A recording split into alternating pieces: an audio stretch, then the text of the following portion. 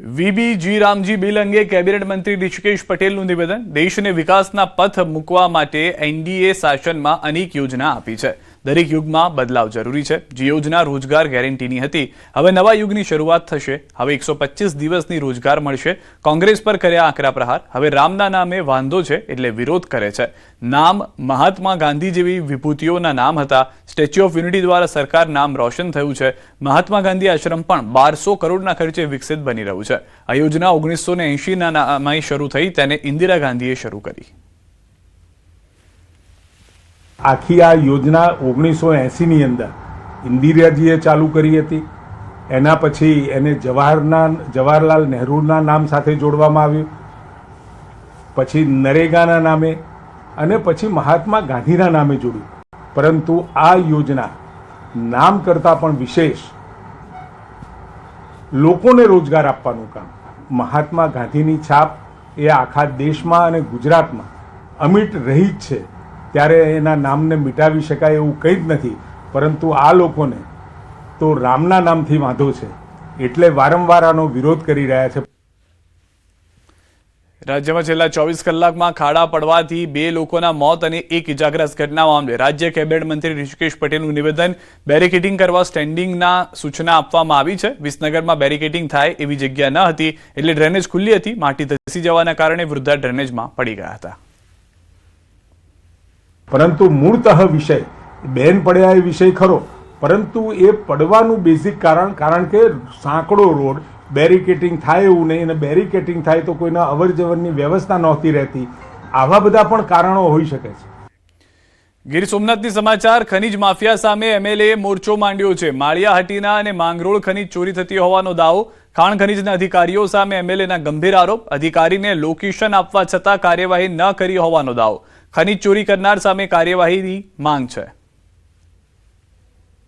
ખનીજ માફિયા દ્વારા હાલમાં ખૂબ મોટા પાયે ખનીજ ચોરી ચાલુ છે। હાલમાં આ સર્વે નંબરમાં જે 571/2 માં તો દિવસ અને રાત ચાલુ છે। ટેલિફોનિક, વોટ્સએપ થ્રુ લોકેશન પર મોકલેલું છે અને સંપૂર્ણ વિગત આપેલી છે, છતાં પણ ઘણા દિવસોથી આજ દિવસ સુધી રાઇટિંગમાં પણ લખીને આપેલું છે કે આજ દિન સુધી ખનીજ માફિયા દ્વારા બેફામ ખનીજ ચોરી ચાલી રહી છે। ધોરાજી મગફળી ખરીદ કેન્દ્ર પર કોન્ટ્રાક્ટરની ગુંડાગીરી। મહિલા મજૂરોએ પોલીસ સ્ટેશનના દરવાજા ખખડાવ્યા। જૂનાગઢના કોન્ટ્રાક્ટર તુષારભાઈ સામે મહિલા મજૂરની ગંભીર ફરિયાદ। મગફળી કેન્દ્ર પર જોખેલી મગફળીના બારદાનમાંથી કોન્ટ્રાક્ટરના મજૂરો દ્વારા કાઢવામાં આવી રહી હતી। મહિલા મજૂરોના પાડતા મામલો બીચક્યો હતો, જેથી માથાકૂટ સર્જાઈ હતી। મહિલા મજૂરોને પજવણી કરી જાહેરમાં બીભત્સ ગાળો ભાંડી હોવાનો આક્ષેપ। તમારાથી થાય તે કરી લો, હું કોઈનાથી બીતો નથી, તેમ કહી કોન્ટ્રાક્ટરે આપી ધમકી। પીડિત મહિલાએ પોલીસ મથકે નોંધાવી ફરિયાદ। 112ની ટીમ પહોંચી અને આરોપીને પોલીસ સ્ટેશન લઈ જવામાં આવ્યો। આ કાકાનો મેન છે, એ જેમ આવે એમ અત્યારે અમે એને પૂછ્યું કે ભાઈ મીધું અમારા કામ આડો તું શું કામ પડસ કહું, તો એને અત્યારે અમને જેમ એમ કાઢ્યું નહીં કે તમારથી થાય એવું કોઈથી ન થાય નહીં, કે તારે જેને કેવું હોય એને તારા ધોરાજી વાળાને બોલાવી લે મારો, એટલે એનો સાહેબ અમારે ન્યાય જોઈ કે બાઈ માણા હિસાબે આવી રીતના ખરાબ કેમ ભૂંડા બોલી શકે। કોણ વ્યક્તિ હતા બેન? વ્યક્તિ તુષારભાઈ છે નામ એનું। તમે શું કામ કરો? તમે શું કામ? મજૂર માણસો છે। અમરેલીના બગસરામાં મગફળી ખરીદ કેન્દ્રમાં ભ્રષ્ટાચાર થતો હોવાની ફરિયાદ ઉઠી છે। સોશિયલ મીડિયામાં 2 સીસીટીવી ફૂટેજ વાયરલ થયા હતા। શખ્સ મગફળીના બારદાનમાંથી મગફળી કાઢતો હોવાનો દાવો છે। દાવો તો એવો પણ છે કે કેન્દ્ર પર ખેડૂતો પાસેથી રૂપિયા લેવામાં આવે છે। આ વિડીયોને હથિયાર બનાવી મંડળી અને વહીવટીતંત્ર સામે ભ્રષ્ટાચારના આક્ષેપો કર્યા છે। કેટલાક ખેડૂતોએ આ મામલે તપાસની માંગ સાથે મામલતદારને આવેદનપત્ર આપ્યું છે।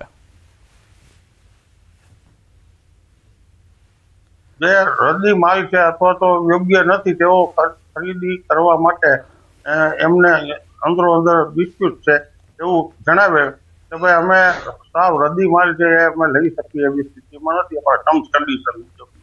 અને બીજી વસ્તુ કે બિન પાયા વિહોણા આક્ષેપો એમની માથે કરે છે એવું એમનું કહેવાનું હતું, મંડળીના પ્રમુખનું। તો સમગ્ર વિવાદની સત્યતા તપાસવા માટે ન્યૂઝ 18ની ટીમ સ્થળ પર પહોંચી, તો ત્યાં હાજર ખેડૂતોએ આક્ષેપોને તદ્દન પાયા વિહોણા ગણાવ્યા હતા। પણ હું ત્રીજી ચોથી વખત લઈને આવ્યો છું, મને કોઈ તકલીફ પડી નથી। અને જે માંડવી લઈને આવે છે, જે સોશિયલ મીડિયામાં વિડીયો વાયરલ થયો છે એ હાવ ખોટો જ છે। એના માટે કોઈ મંડળીની કઈ તકલીફ નથી, બધાને વ્યવસ્થિત રીતે જોખી લે છે। મગફળીના મેસેજ આવ્યા પછી અમે 15 દિવસની અંદર ગમે ત્યારે લઈને આવીએ છીએ તો અમારી મગફળી વ્યવસ્થિત રીતે જોખાઈ જાય છે. નહીં સાહેબ, એ તો અફવા છે, એવું કઈ છે નહીં. હું 8 થી 10 વાર આવ્યો, મારી મગફળી વ્યવસ્થિત રીતે જોખાઈ ગઈ છે. વાયરલ વિડીયોના મામલે મંડળીના ચેરમેને પ્રતિક્રિયા આપી કે ખેડૂતો પાસેથી કોઈ રૂપિયા લેવામાં નથી આવતા. આરોપ લગાવનાર સામે તેમણે 1 કરોડના માનહાનિના દાવાની ચીમકી પણ ઉચ્ચારી. ખેડૂતોને અમે ખપાડી લેવા ગામમાં લેવા મોકલીએ તો એની પાસે બાઇક હોય ની ટ્રેક્ટર હોય, ટ્રેક્ટર લઈને જવું એને પોસાય નહીં. એટલા માટે અમે સુવિધા એને આપી છે. 300 રૂપિયા ડિપોઝિટ દઈ અને અમારી ખપાડી લઈ જાય છે. પાછા જયારે ખપાડી પરત અમને એમનું કામ પતે આપે ત્યારે અમે એ ખપાડી અમને એના 300 રૂપિયા પરત આપીએ છીએ અને ત્યાર પછી એમને પાછી ખપાડી આપે છે. આવું પણ હોઈ શકે છે. આવી રીતે ખોટા અમારી સંસ્થા ઉપર આક્ષેપ નાખવામાં આવ્યા છે. આના માટે અમે 1 કરોડનો બદનસીબનો દાવો પણ અમે કરવા તૈયાર છીએ. છોટાઉદેપુરના સંખેડાની ગુંદેર માયનોર કેનાલ વારંવાર ગાબડા પડતા ખેડૂતો પરેશાન થઈ ચૂક્યા છે. ખેડૂતોના ખેતરોમાં જરૂરિયાત વિના પાણી પહોંચી જાય છે, જેથી ખેડૂતોના ઉભા પાકને નુકસાન પહોંચે છે. તો કેટલાક વિસ્તારોમાં સબ માયનોર કેનાલનું નવીનીકરણ કરવામાં આવ્યું છે. જે કેનાલો બની રહી છે તેમાં ફક્ત વેટ ઉતારી છે, જેને લઈ ખેડૂતો કોન્ટ્રાક્ટર અને અધિકારીઓની મિલીભગત હોવાનો આક્ષેપ પણ કરી રહ્યા છે. ટીંબા અને ભાટપુર ગામ વચ્ચેની સીમમાં નવીન બનાવેલ કેનાલમાં નર્મદાનું પાણી છોડાતા જ કેનાલમાં તિરાડો પડી ગઈ. કેટલીક જગ્યાએ તો કેનાલના ટુકડા પણ થઈ ગયા. જે પાણી છોડવામાં આવ્યું તે ખેડૂતોના ખેતર સુધી નહીં પણ કોતરમાં વહી ગયું. ખેડૂતોની વારંવારની રજૂઆત બાદ પણ અધિકારીઓ આંખ આડા કાન કરતા હોવાનો આક્ષેપ છે. ગુંદેર માયનોર અમારી સીમોથી પસાર થાય છે. ટીંબા તે વર્ષોથી તૂટેલી જ હાલતમાં છે. જ્યારે અધિકારીઓને રજૂઆત કરે તો માટી કામ કરે, થોડું ઘણું ઝાડવા સાફ કરે, એ સિવાય કઈ કામ બીજું નવીન નહીં કરતા. માટી કામથી પાળા બનાવીને થોડું આગળ પાણી જાય પણ તોય છતાં બી પાણી છલાઈ નીકળે છે. માઇનોર કેનલ છે એ 11 વર્ષથી 3 થી 4 વાર રિપેર થઈ છે.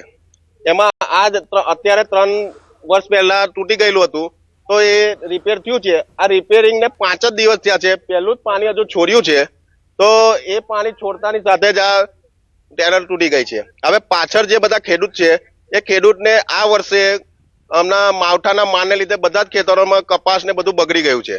હવે એમને બીજો કોઈ પાક કરવો છે પણ પાક માટે અહીંયાથી પાણી જ નથી આવે એવું, તો એ લોકો પાક શું બીજો કરશે? 3 વર્ષ પહેલા આને રિપેરિંગ કરી હતી, આ જ પોઝિશનમાં હતું અને હમણાં લગભગ 4 દિવસ બી નહીં થયા. આ જસ્ટ પાણી આવ્યું જ છે અને તૂટી ગયું છે.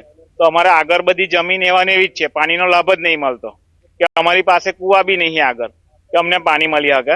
છોટાઉદેપુર જિલ્લાના ખેડૂતોને સિંચાઈનો લાભ મળે તે માટે સરકારે વ્યવસ્થા કરી અને નર્મદાની મેન કેનલથી સબ માઇનોર કેનલો બનાવી ખેડૂતોના ખેતર સુધી પાણી પહોંચે તેની વ્યવસ્થા કરવામાં આવી.